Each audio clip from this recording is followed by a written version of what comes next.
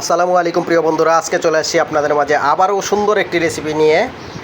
দেখেন এইখানে একটা দেশি মুরগি, তো আজকে কি সুন্দর করে টমেটো দিয়ে আলু দিয়ে মাখা মাখা করে রান্না করা হয়েছে।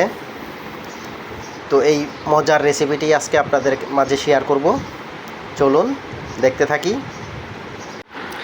আমি এখানে একটা দেশি মুরগি নিয়েছি, দেখেন একদম পরিষ্কার করে কেটে ধুয়ে রেখেছি। তারপরে এখানে সুন্দর করে টমেটো ধুয়ে তারপর কেটে রেখেছি, আর এখানে আলু কেটে ধুয়ে রেখেছি।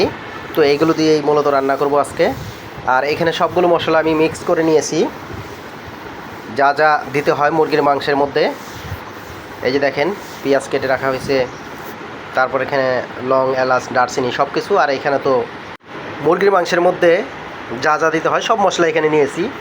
তো এইটাই হচ্ছে আলাদা একটা সিস্টেম, আজকে সুন্দর একটা সিস্টেমে রান্না করে দেখাবো আপনাদের।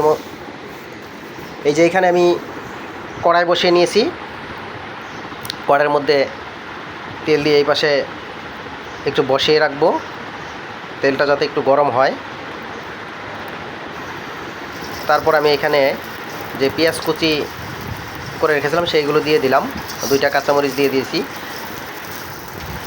তারপর এখানে আরেকটা জিনিস দেওয়া যায়, তেজপাতা, এটাও আপনারা দিয়ে দিবেন। এটা যা যার রুচি মতো দিতে হয়। তো এই পেঁয়াজ কুচিগুলোকে সুন্দর করে ভেজে নিতে হবে, একটু বাদামি কালার হওয়া পর্যন্ত। আমি এখন এখানে যে লং, এলাচ, দারচিনি রেখেছিলাম সেইগুলো দিয়ে দিলাম। এইগুলো দিয়ে ভালো করে ভেজে নিচ্ছি। ওই যে আস্তে আস্তে হচ্ছে দেখেন। আর এই দিকে আমি যেখানে যে মশলাগুলো রেখেছিলাম মিক্স করে, সেই মশলাগুলো একটু পানি দিয়ে সুন্দর করে মাখিয়ে নিচ্ছি। এটাই হচ্ছে আলাদা আজকের রান্নার মধ্যে। এই যে দেখেন আমার হয়ে গেছে মিক্স করা। তো এই মশলাটা আমি পরে দিয়ে দিব, দেখতে থাকেন। এইখানে আমি লবণ দিয়ে দিচ্ছি। ওই যে দেখেন আমার প্রায় হয়ে গেছে ওইগুলো। তো এখানে আমি টমেটোটাও দিয়ে দিলাম। আস্তে আস্তে মিডিয়াম আঁচে দিতে হবে। তো আমি সুন্দর করে এগুলো মিক্স করে নিচ্ছি। পেঁয়াজ, লবণ, টমেটো, তেল, এখানে যা কিছু দিয়েছিলাম সেগুলো দিয়ে ভেজে নিয়েছিলাম। তো এগুলোর মধ্যে টমেটো দিয়ে এখন এগুলো সুন্দর করে মিক্স করে নিচ্ছি। তো এইখানে আমি এখন মশলাটা দিয়ে দিলাম। দেখেন আমি কিন্তু এটাকে বাটা মশলার মতো বানিয়ে ফেলছি, এটাই হচ্ছে আলাদা। তো এটা দিয়ে ভালো করে মিক্স করে দিতে হবে। আমি এই যে মিক্স করে নিয়েছি, তো এখন এটা ঢেকে দিচ্ছি। কিছুক্ষণ পরে দেখবেন এটা গলে গেছে।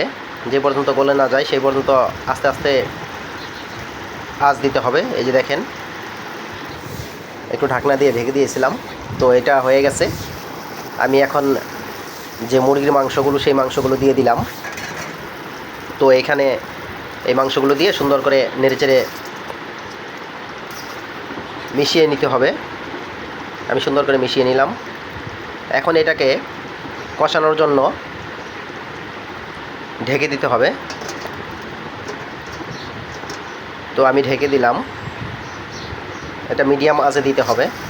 তো এই যে দেখেন কি সুন্দর করে হচ্ছে, একটা সুন্দর একটা সুঘ্রাণ বের হচ্ছে, দারুণ। ওই যে দেখেন। আর বিশেষ করে যেহেতু টমেটো দেওয়া হয়েছে, একটু ঝোলটা কিন্তু ঘন হবে, মাখা মাখা হবে। আমি এখন এটার মধ্যে আলু দিয়ে দিচ্ছি। কষানো হয়ে গেছে এটা। তো এটার মধ্যে একটু পানি অ্যাড করে দিলাম, যেহেতু দেশি মুরগি তো সেহেতু এটা একটু সিদ্ধ হতে সময় লাগবে। তো আমি এখন এটাকে ঢেকে দিচ্ছি, আবারও ঢেকে দিয়ে কিছুক্ষণ রেখে দিবেন। এই যে দেখেন কীরকম হচ্ছে, দারুণ কিন্তু হচ্ছে। যেহেতু টমেটো দিয়েছি তো সেই কারণে একটু মাঝে মাঝে নেড়ে দিতে হবে, না হলে আবার নিচে ধরে যেতে পারে, মানে লেগে যেতে পারে কড়াইয়ের মধ্যে। এখনও হয় নাই। ওই যে দেখেন কি সুন্দর দেখা যাচ্ছে। তো আমি এটাকে আবার কিছুক্ষণের জন্য ঢেকে দিব।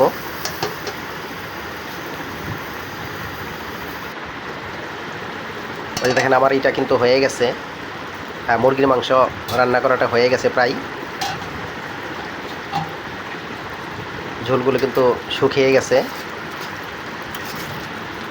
আর একটু মাখা মাখা হবে।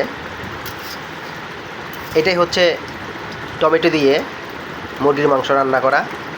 এটা কিন্তু আসলে অনেক টেস্ট, আপনারা বাসায় করে দেখতে পারেন। টমেটো দিয়ে আলাদা একটু অন্যরকম মজা, তো সেইটাই আসলে আপনাদেরকে দেখানোর চেষ্টা করলাম। এই যে দেখেন হয়ে গেছে, ওই যে আমার ঝোলগুলো কিন্তু মাখা মাখা হয়ে গেছে। তো আজকের মতো বিদায় নিব। কেমন লাগলো অবশ্যই জানাবেন।